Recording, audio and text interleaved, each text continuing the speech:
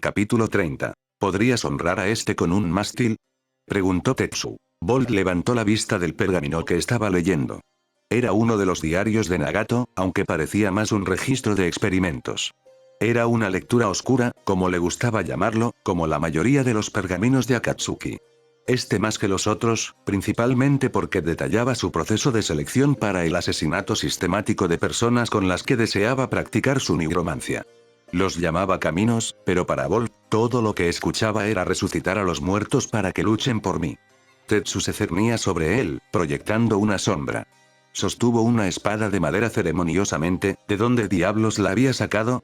La tierra de la tierra tenía pocos árboles, y la tierra de la lluvia era miserable de atravesar. Bolt pensó que debía haber desfigurado alguna parte del castillo y robado la madera. Sin embargo, tenía que admitir que era una katana de madera elaborada por expertos. Sí, claro, dijo finalmente Bolt, enrollando el pergamino y depositándolo en el sello tatuado en su brazo. Retomaría ese pergamino en particular más tarde. Tuvo suerte de que Tetsu lo encontrara leyéndolo a él y no a Ikari. No soy muy bueno en Kenjutsu, así que me quedaré con mi Taijutsu. Tetsu pareció fruncir el ceño, como si le resultara incomprensible que alguien no quisiera seguir el gran camino de la espada. Muy bien, dijo Tetsu. Bolt lo siguió hasta el primer piso del castillo, que albergaba principalmente las dependencias de los sirvientes, las cocinas y un gran comedor. Muchas de las habitaciones se habían convertido en cuarteles para los soldados del clan Sugawara. Más de una habitación funcionaba como una armería en miniatura, repleta hasta los topes de espadas, lanzas, arcos y barriles de flechas. Pero, sobre todo, tenía un campo de entrenamiento. En algún momento había sido un salón de baile, pero Michizane había ordenado que lo transformaran en un enorme campo de entrenamiento. A pesar de que técnicamente no estaba en el país de la lluvia, todavía llovía muchísimo en la frontera. Cuando lo hacía, los soldados entrenaban en el interior. Cuando hacía buen tiempo, lo hacían en el patio. En realidad, el dios de las tormentas estaba furioso. Se enfrentaron en el interior. Bolt se colocó en el lado opuesto de su ring no oficial y adoptó una cómoda postura defensiva de puño suave. Tetsu blandió su espada de madera y la sostuvo en alto en una postura de kenjutsu. Ambos hombres se miraron fijamente y parpadearon una vez. La pelea estaba en marcha. Bolt estaba orgulloso de su progreso en el arte del puño suave. Se necesitaba un practicante verdaderamente fuerte y talentoso para avanzar hasta el nivel de habilidad necesario para enfrentarse a un oponente armado. Por eso, a pesar del poder del estilo, la mayoría de los miembros del clan Iga estaban en el cuerpo de reconocimiento. Bueno, eso y Subyakugan. Pero, aún así, muchos miembros del clan nunca desarrollaron el nivel de habilidad necesario para usar el puño suave para luchar contra un oponente armado. Especialmente uno tan rápido y fuerte como Tetsu. Bolt era uno de los pocos que había dominado el estilo lo suficiente como para hacerlo. Sonrió. Una bofetada aquí y una estocada allá. La defensa con el puño suave se basaba en desviar el ataque, no en bloquearlo. Se golpeaba la espada con una mano y se atacaba con la otra. Era muy parecido a un estilo de empuñadura dual, si uno lo pensaba. Y aún así, Tetsu era así de bueno. Bolt golpeaba la espada de madera y se lanzaba hacia adelante para asestar un golpe, pero la espada le golpeaba la mano. Luego repetían el baile una y otra vez. Bolt asestó unos cuantos golpes buenos, pero Tetsu le devolvió el favor por cada uno de ellos. Y, en términos de dolor, tener un solo punto de chakra cerrado era mucho menos doloroso que recibir un golpe en el cráneo con una espada de madera. Después de eso, se aseguró de que su protector le cubriera la cabeza en todo momento. Le dolía muchísimo y probablemente se le formaría un moretón y se le formaría un chichón desagradable, lo cual era un crimen en sí mismo, ya que estropeaba su hermoso rostro. ¿Cómo se suponía que iba a seducir a las mujeres si tenía un tumor creciendo en un costado de su cabeza? Es cierto que las únicas damas del castillo eran las doncellas y las damas de la corte. Las primeras eran contratadas para limpiar habitaciones y servir a los soldados. Las segundas tenían pechos que les llegaban hasta el ombligo. A él no le interesaba ninguna de las dos. Cuando ambos empezaron a respirar entrecortadamente, Bolt supo que el combate había llegado a su fin natural. Envalentonado, apartó con vigor la espada de Tetsu y cargó. Tetsu levantó la espada para protegerse, como de costumbre. Bolt atacó. No Tetsu, sino la espada. Todavía no lo había intentado. El chakra brotaba de las puntas de sus dedos, capaz de cortar carne con facilidad y más que capaz de romper madera. La espada de Tetsu brilló de color azul. Desvió el golpe y le cortó el cráneo. Otra vez. Bolt se inclinó hacia atrás, siguiendo con la mirada la espada que pasaba frente a él. O lo habría hecho si la punta de la espada no hubiera brillado de color azul y se hubiera extendido. Pero, de todos modos, recibió un segundo golpe en el cráneo. Bolt vio estrellas mientras su vista se nublaba. Parpadeó varias veces y se encontró sentado sobre su trasero en medio del campo de entrenamiento. Frunció el ceño. Ese fue un truco interesante, comentó, con solo una pizca de veneno añadido. Tetsu asintió. Tu estrategia también fue impresionante. Aunque un verdadero samurái nunca permitiría que su espada sufriera daño, dijo el samurái. Bolt asintió. Tetsu protegía su espada de una manera extraña. La afilaba, limpiaba y mantenía ritualmente todos los días con un fervor casi celoso. ¿Cómo hiciste para que la espada creciera allí, al final? Preguntó Bolt mientras se ponía de pie. Tetsu lo miró con curiosidad. Es una adaptación de la técnica del sable que utilizamos, dijo. Normalmente, se aplica para evitar que la espada se rompa y darle un filo antinatural. Con suficiente práctica, uno puede manipular la forma y el tamaño. Manipulación de formas, murmuró Bolt en voz baja. Interesante. Se le daba bien eso. ¿Puedes enseñarme? Tetsu pareció meditarlo un momento. Un intercambio, entonces. Yo te enseñaré el camino de la espada y tú me enseñarás a leer tus pergaminos, dijo. Claro, bromeó Bolt. Un trato justo, aunque un poco a su favor. Bolt frunció el ceño. Tenía intención de preguntarte. ¿Por qué no sabes leer? El rostro de Tetsu pareció ensombrecerse. Hasta los 10 años fui huérfano y pobre.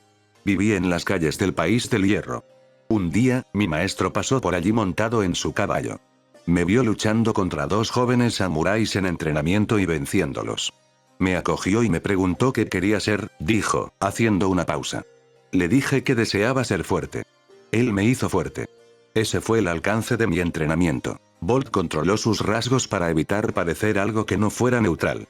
El hecho de que Tetsu hubiera sobrevivido como huérfano, viviendo en las calles del país del hierro, un lugar donde la temperatura promedio era bajo cero y nevaba casi todo el año, era sorprendente. Bolt asintió y tejió algunos sellos manuales. Un rayo cobró vida en la palma de su mano. Tetsu arqueó una ceja ante la técnica.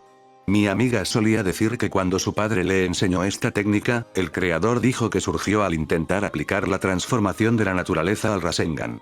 Quiero probar lo opuesto. Aplicar la manipulación de la forma al Chidori, explicó. Tetsu asintió y comenzó a mostrarle la base de la técnica del sable del samurái. Mucho después, un exhausto Bolt se sentó en una mesa baja y comenzó a enseñarle a leer a ese hombre enorme. Bolt miró por encima de sus cartas y miró a Ikari.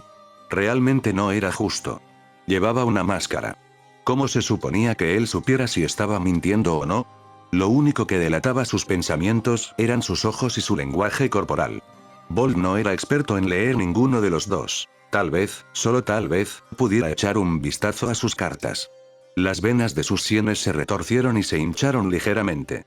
Hazlo y descubrirás lo que se siente tener una aguja en los ojos, susurró Ikari amenazadoramente, casi íntimamente. Bolt sabiamente decidió contener su jutsu. Retírate, dijo con un suspiro. Puso sus cartas boca arriba sobre la mesa. Un 7 y un 8. Ikari blandió sus cartas. El as de corazones y el as de espadas. Combinados con los ases de tréboles, diamantes y corazones que formaban 5 iguales. «¡Oye!», gritó Bolt indignado. «Dijiste que no había trampas». Ikari se encogió de hombros. «No dije tal cosa. Dije que ningún buen ninja juega a las cartas sin hacer trampa», bromeó. Bolt gruñó en voz baja y se preguntó de dónde, exactamente, había sacado unas extra.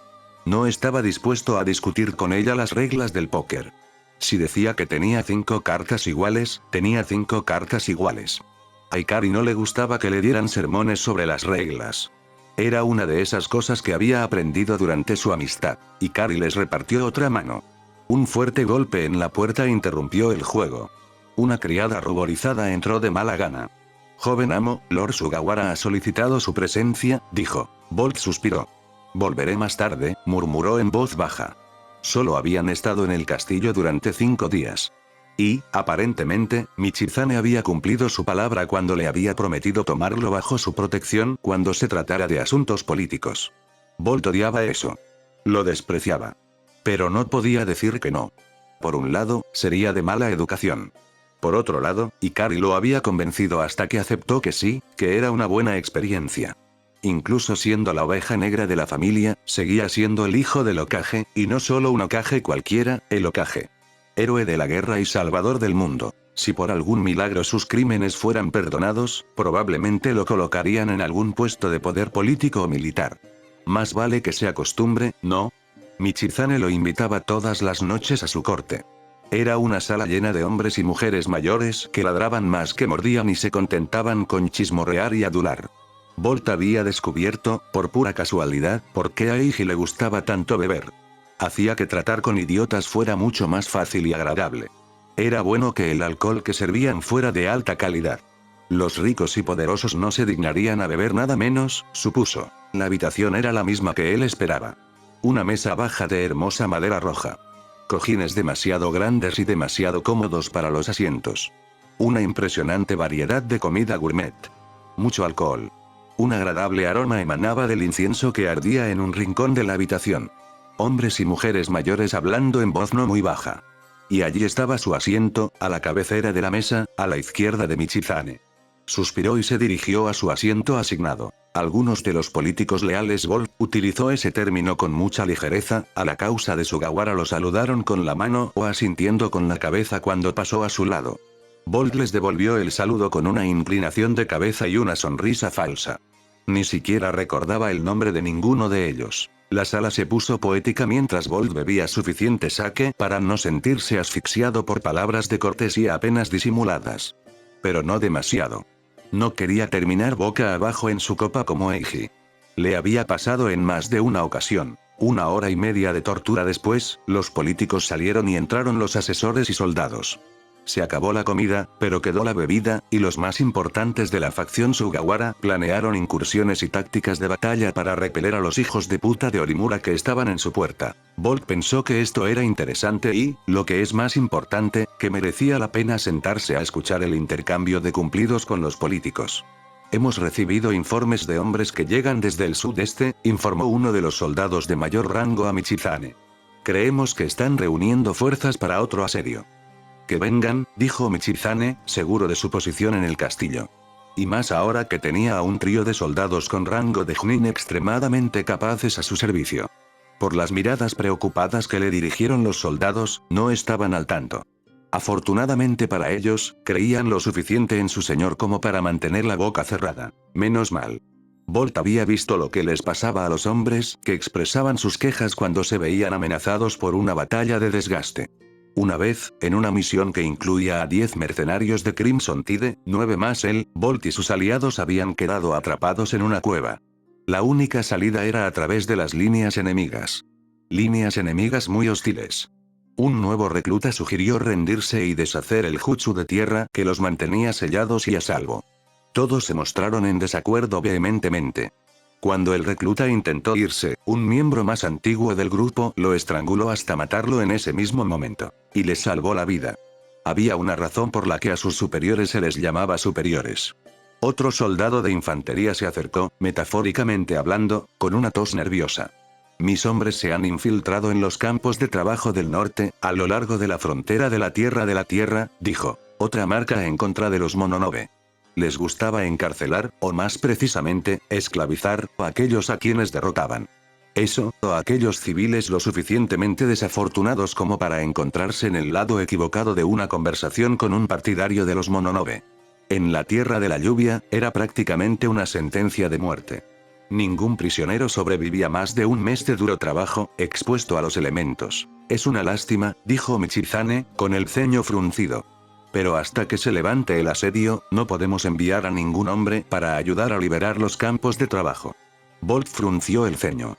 Sí, no podían movilizar las tropas que Michizane había apostado en el castillo, pero probablemente podrían sacar de contrabando una pequeña fuerza de élite para ayudar. Y, desafortunadamente, solo una invasión a gran escala podría asegurar los campamentos sin darle a los guardias tiempo suficiente para matar a sus prisioneros, añadió Michizane. Ah, por eso fue. Otro soldado dio un paso adelante, con el plumaje de su casco cayendo en cascada sobre sus hombros.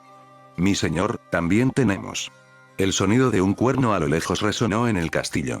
Un solo toque y todos los hombres en posición de firmes. Se oyó un segundo eco.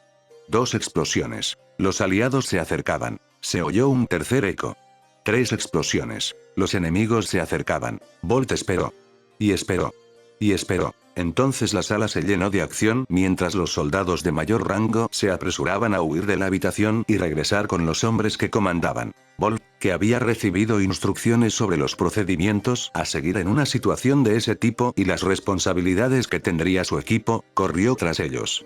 Sus aposentos estaban en el nivel superior del castillo. A él, a Ikari y a Tetsu les habían dado sus propias habitaciones en su propia ala del castillo. Era bastante agradable, aunque un poco extravagante. Las armerías eran en parte caos, en parte orden, mientras los hombres se ponían sus armaduras, se colocaban sus cascos y tomaban sus armas. Bolt se deslizó dentro del derviche de hombres y metal y fue abordado por un intendente que le colocó su propia armadura con un casco con cuernos de teniente.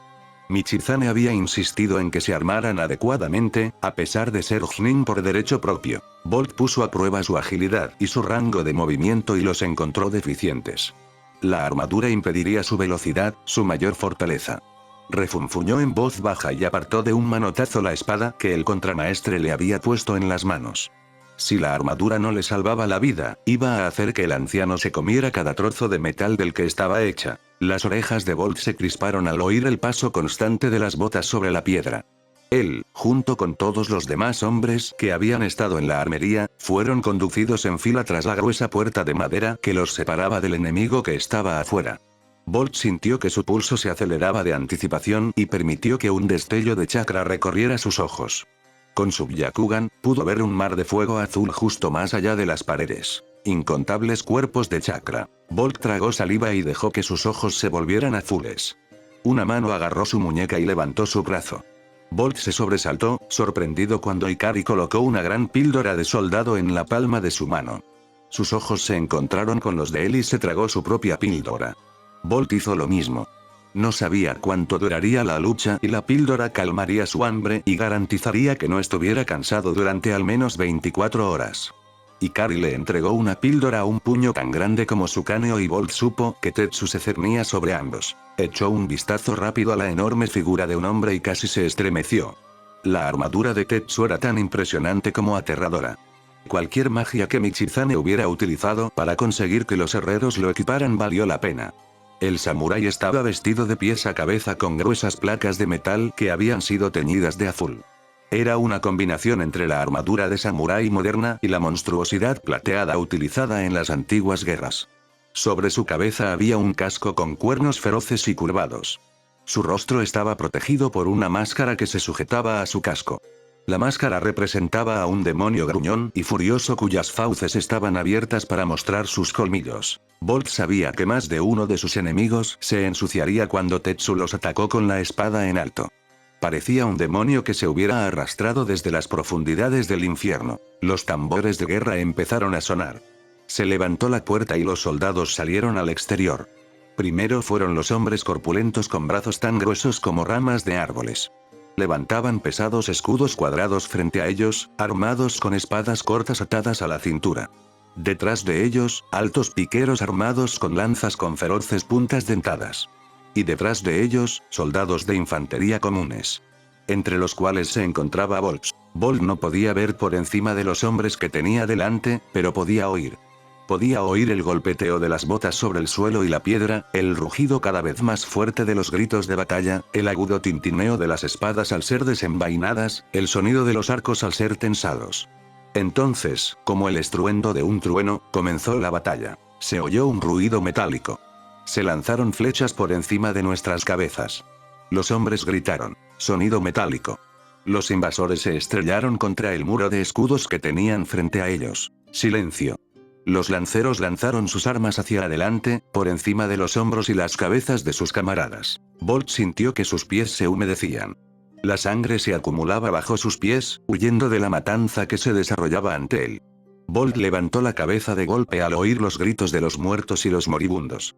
En algún lugar, un hombre gritó órdenes. Empuja. El muro de escudos avanzó. Pasaron por encima de los cadáveres de sus enemigos, cortándoles el cuello o atravesándoles el corazón mientras lo hacían. Las flechas silbaban en el cielo. Su ejército avanzó, lento pero seguro. De vez en cuando, un escudero caía. Una flecha perdida o una lanza bien lanzada lo llevaban a las tierras puras. Sus hermanos de armas cerraron la brecha antes de que su enemigo pudiera romper la formación. Entonces las flechas se detuvieron. Estaban demasiado lejos. Sus arqueros no podían disparar sin miedo a alcanzarlos. Bolt sintió que se le secaba la boca. Había estado sentado en la sala de guerra mientras los soldados discutían la estrategia de batalla. Sabía que no debían estar tan lejos. ¿Dónde estaba su comandante? Debería haberles ordenado que se detuvieran. Bolt se estremeció cuando una punta de lanza se detuvo a un pie de su cara. El lancero que tenía delante había sido atravesado en el cráneo. Mirando por encima de sus hombros, pudo ver que el escudero que tenía delante había sufrido el mismo destino. Cayeron como uno solo y la formación se rompió.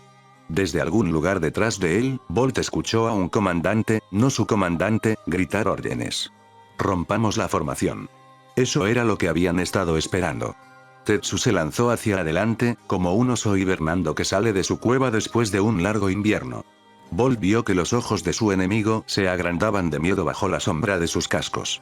Sacó su espada y, de un solo tajo, mató a 3 hombres. Podía ver el destello del metal brillando a la luz del sol mientras Ikari lanzaba agujas arrojadizas desde algún lugar detrás de él. Bolt tragó saliva y saltó hacia adelante. El primer hombre, armado con una espada oxidada y un escudo maltrecho, se sorprendió por su velocidad. Bolt se deslizó dentro de su guardia y envió una lanza de chakra a través de su pecho. Debió haber golpeado algo importante, porque cayó al suelo y arañó su armadura. Un soldado apareció detrás de él y remató al hombre, cortándole la garganta. Bolt se dio cuenta de que los 3 siguientes formaban un equipo. Estaban espalda con espalda, cubriéndose con sus escudos y bloqueándose con sus espadas. Y, sin embargo, era muy fácil deslizarse entre uno de sus guardias y abatirlos con el puño suave. Su camarada fue asesinado, los otros 2 fueron arrastrados por la marea de la guerra y se unieron a sus amigos en las tierras puras. Bolt era consciente de que Tetsu se estaba adentrando en las filas enemigas, blandiendo su espada salvajemente y gruñendo de ira. Bolt podía notar que se trataba de su venganza por su maestro. Ikari estaba en algún lugar, acribillando a los enemigos que no alcanzaba con agujas y puñetazos bien colocados potenciados por chakra. No sabía cuánto tiempo había luchado. El tiempo no tenía importancia en el campo de batalla. Las filas y las formaciones se desataron en una lucha caótica de vida o muerte mientras los hombres vestidos con armadura azul mataban a los que vestían de rojo. Bolt miraba hacia atrás cada pocos minutos, asegurándose de que sus aliados todavía estuvieran detrás de él. A medida que avanzaba la batalla, su número se reducía cada vez más. Y, sin embargo, la cantidad de hombres con armadura roja seguía acercándose a ellos. Bolt no podía oír el ladrido revelador de los comandantes que daban órdenes.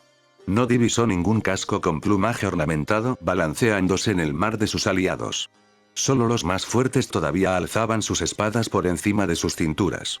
Bolt sabía que algo, en algún lugar, había ido terriblemente mal. Desde el primer momento, su comandante había sido asesinado.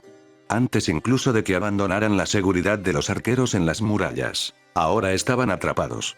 Los hombres que custodiaban el castillo nunca abrirían las puertas con el ejército enemigo invadiendo sus murallas. Aquellos que habían abandonado el castillo para defenderlo morirían en el intento o serían lo suficientemente fuertes para sobrevivir. Bolt era un superviviente. Derribó a 4 oponentes en un borrón de palmas abiertas y dedos puntiagudos. Con un respiro momentáneo, hurgó en lo profundo de su chakra.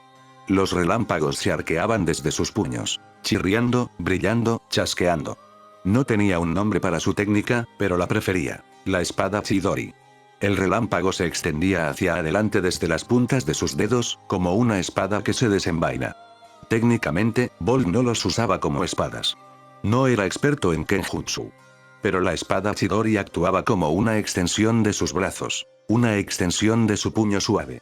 En lugar de luchar cara a cara, luchaba a 5 pasos de sus enemigos. Bolt podía ver la electricidad azul reflejada en los ojos oscuros de los hombres con armadura roja. Podía ver su miedo, su desesperación, su aceptación. Sabían que estaban en desventaja. Sabían que estaban a punto de morir. Pero no se rendirían y dejarían que el orden natural de la naturaleza se apoderara de ellos. Lucharían y morirían, tratando de vivir. Y lo intentaron. El primer hombre salió de su estupor y rugió un grito de guerra, con la espada alzada sobre la cabeza. Por el plumaje azul oscuro de su casco, Bolt supo que era un oficial. ¿De qué clase? No lo sabía. Pero sus acciones parecieron animar a sus hombres, ya que alzaron sus propias armas y rugieron sus propios gritos de guerra. El oficial se abalanzó hacia adelante y Bolt le cortó ambos brazos desde los hombros con su chidori. Gritó, muy fuerte, y cayó al suelo. Estaba sangrando y retorciéndose y no se callaba. Bolt atacó con su nueva técnica y le pasó la punta de la espada por la garganta. La espada de relámpago casi le arrancó la cabeza, dejándola unida por una fina cuerda de tendones y piel. Entonces se abalanzaron sobre él como una marea. Llegaron ola tras ola. Un hombre corpulento con un garrote hecho con el tronco de un árbol. Estaba desgastado, el mango se había desgastado de las manos del hombre. No tenía corteza y estaba manchado de un bonito color rosa, el color de la sangre que manchaba la carne blanca de la madera. Murió cuando Bolt cortó su garrote en dos y le atravesó el pecho con su chidori. Un ninja, de donde Bolt no sabía de dónde. Era de piel oscura y estaba bien bronceado. Sus ojos y cabello eran de un cálido color marrón, estropeado solo por el miedo que Bolt vio reflejado en su mirada. Blandía abanicos de batalla. Dos cosas diminutas que eran más adecuadas para abanicar a las damas de la corte que para matar hombres. Trató de contrarrestar su nueva técnica con una ráfaga de viento, pero Bolt era demasiado rápido. Bailó alrededor de la técnica del ninja y le cortó el pecho. Cayó al suelo con un jadeo ahogado y la sangre acumulándose rápidamente debajo de él. Luego, fue pisoteado por sus propios aliados mientras avanzaban hacia adelante. Había incontables hombres que no podían usar chakra. Guerreros sin nombre que luchaban por su señor. Reclutados, tal vez. Bolt podía verlo en su físico. Había granjeros, corpulentos y de pecho ancho, pero ágiles, por años de cultivar la tierra. Pescadores, hombres delgados y abandonados que apenas podían sostener sus espadas y escudos. Había incluso un carnicero solitario. Bolt lo cortó en dos mientras cargaba contra él. Sostenía un cuchillo de carnicero en ambas manos y llevaba un talí que se extendía sobre su armadura y sostenía una serie de cuchillos ensangrentados. También había samuráis. Hombres altos de hombros anchos que llevaban una armadura de yucatas. Todo era de acero pulido con gafas y un respirador. Sostenían una espada en la mano, otra más corta atada a la cintura. Su armadura brillaba con su chakra en un intento de defenderse contra la afilada mordedura de su chidori. No lo hizo. Los rayos partían el acero con la misma facilidad que la tela mientras los golpeaba varias veces con una agresiva forma de puño suave. Bolt se quedó sin aliento cuando un monje apareció ante él. Iba vestido con una túnica suelta de color blanco con el símbolo de la tierra estampado en ella, y que, contra todo pronóstico, había permanecido limpia entre el mar de muertos, moribundos y sangre. Llevaba unas sandalias de madera viejas y gastadas y llevaba un bastón de metal dorado en la mano derecha. Hizo girar el bastón rápidamente durante unos momentos antes de lanzarse hacia adelante. Bolt cortó el bastón por la mitad cuando el monje lo blandió contra él. Atacó con su chidori y el monje logró esquivarlo. El hombre calvo se tambaleó hacia atrás, sosteniendo los restos arruinados de su arma. Bolt lo derribó y avanzó hacia el siguiente enemigo, y al siguiente, y al siguiente. Había una mujer. Llevaba una armadura ligera de cuero y cadenas, pero llevaba un casco con una máscara que representaba a un demonio. A Bolt le recordó a Tetsu. ¿Dónde estaba Tetsu? No podía ver la montaña de un hombre. ¿Murió? No, eso no era posible. Tetsu era fuerte. La duda se clavaba en el pecho de Bolt. Fuerte, pero no tan fuerte como él. ¿Y qué pasaba con Ikari? Bolt estaba seguro de que podría matarla, si realmente lo intentaba. Los suyos entre sus enemigos la encontrarían y harían lo mismo. La mujer cargó hacia adelante, con un grito de batalla temeroso pero feroz saliendo de sus labios. Blandía una guadaña de granjero en ambas manos, aunque ciertamente no era una granjera.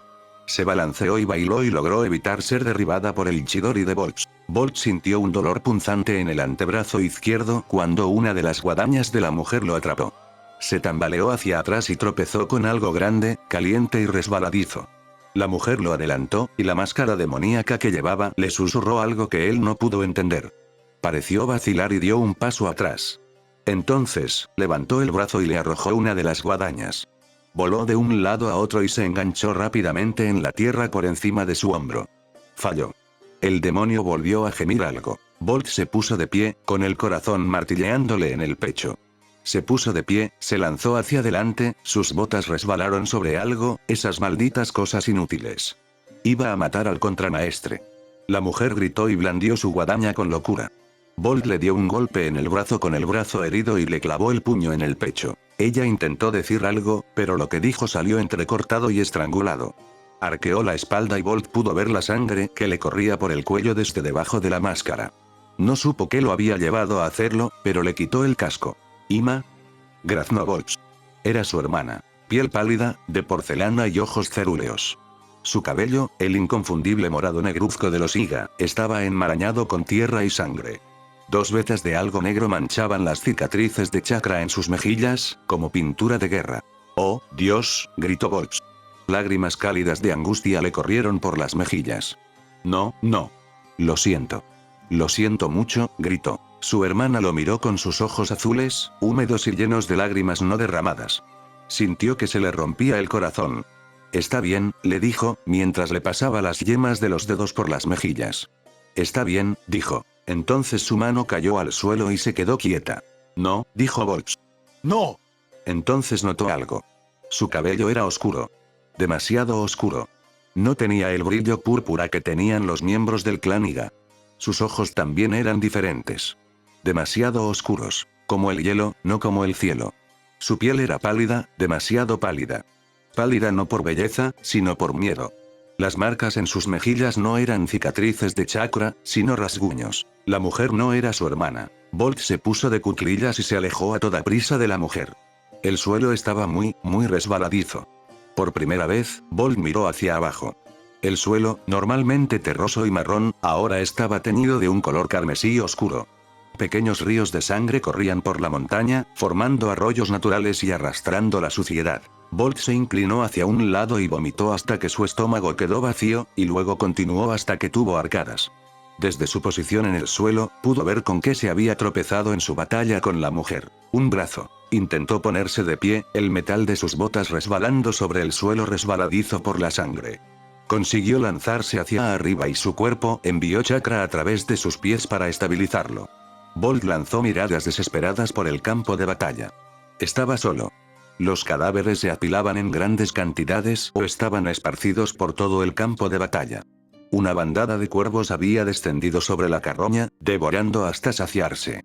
En algún lugar, un hombre yacía moribundo y roncamente emitiendo su estertor de muerte. Pero había una cantidad de cadáveres que no habían sido tocados, que no habían sido movidos.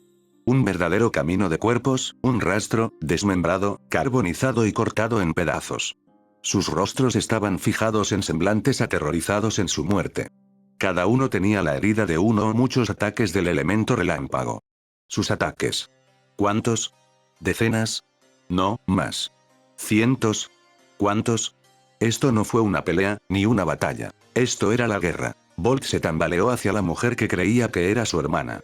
Su rostro reflejaba calma y paz, y una leve curvatura de sus labios era la única prueba de ello. Bolt se pasó una mano temblorosa y callosa por el pelo. La mano volvió mojada. Bolt se quedó mirando la palma de la mano, cubierta de sangre como si fuera pintura. Se preguntó por qué, incluso, podía pasarse la mano por el pelo. ¿Dónde estaba su casco? ¿Cuándo lo había perdido? ¿Cómo era posible que nadie le hubiera asestado ese golpe fatal en el cráneo que habría acabado con todo? Sus ojos iban y venían de su mano ensangrentada al rostro de la mujer. De un lado a otro. De un lado a otro. Esto era guerra. Esto era dolor. Bolt se quedó quieto. Unas palabras que no eran suyas resonaron en su mente. Palabras escritas en viejos pergaminos por un hombre que había muerto hacía mucho tiempo. Quiero que sientan dolor.